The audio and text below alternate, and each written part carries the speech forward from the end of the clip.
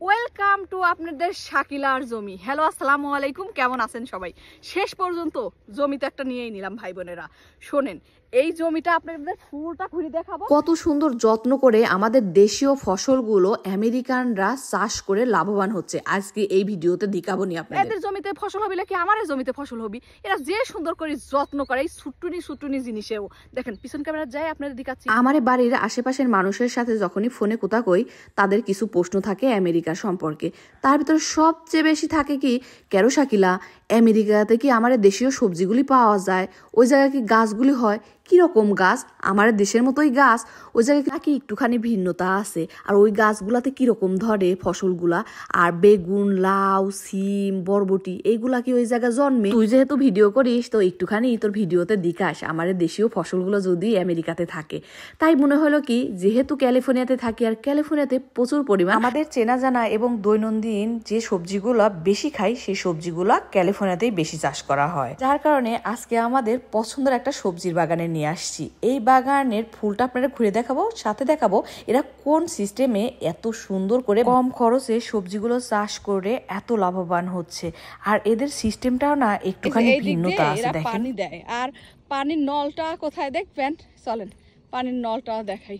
এই যে এখানে না পানির, ক্যালিফোর্নিয়াতে কিন্তু পানির সমস্যা সবসময় থাকে।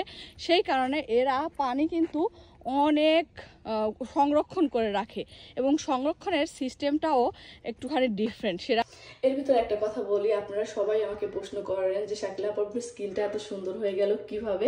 আমার স্কিনটা সুন্দর হয়েছে গ্লু এসেন্সিয়াল এই যে স্যুপটার কারণে, সুপার সিরামটার কারণে, আর গ্লু এসেন্সিয়াল ক্রিমটার কারণে। এই তিনটা প্রোডাক্ট আমি 1 বছর হলো ইউজ করতেছি এবং আমার ভালো ফল দিছে।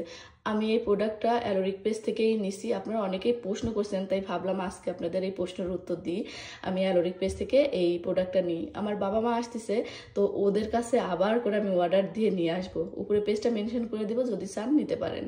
আপনারা দেখাচ্ছি, মানে আমাদের দেশের ওই গ্রাম অঞ্চলে ধানের জমিতে যেভাবে পানি করে না, ঠিক সেরকমই দেখেন। এটা হচ্ছে পানির কল, এখান থেকে পানি দেয়, কিন্তু পানি সংরক্ষণ করে রাখছে এই যে এই জায়গাটাতে একটা নদীর মতো, একটা ছোট ইয়ার মতো দেখাচ্ছি। দেখেন এই যে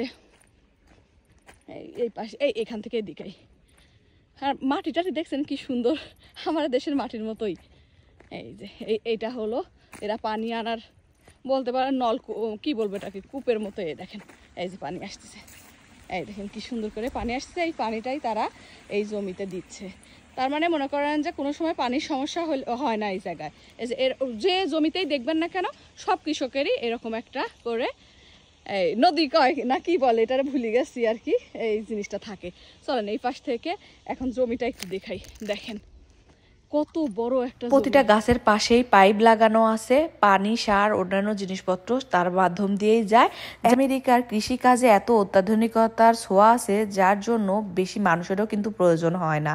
শুধুমাত্র পানি দেওয়ার জন্য একটুখানি মেশিন অন করলে কিন্তু সম্পূর্ণ জমিটাতেই পানি দেওয়া হয়ে যাচ্ছে, সার দেওয়া হয়ে যাচ্ছে। সো মানুষের কিন্তু দরকার হচ্ছে না।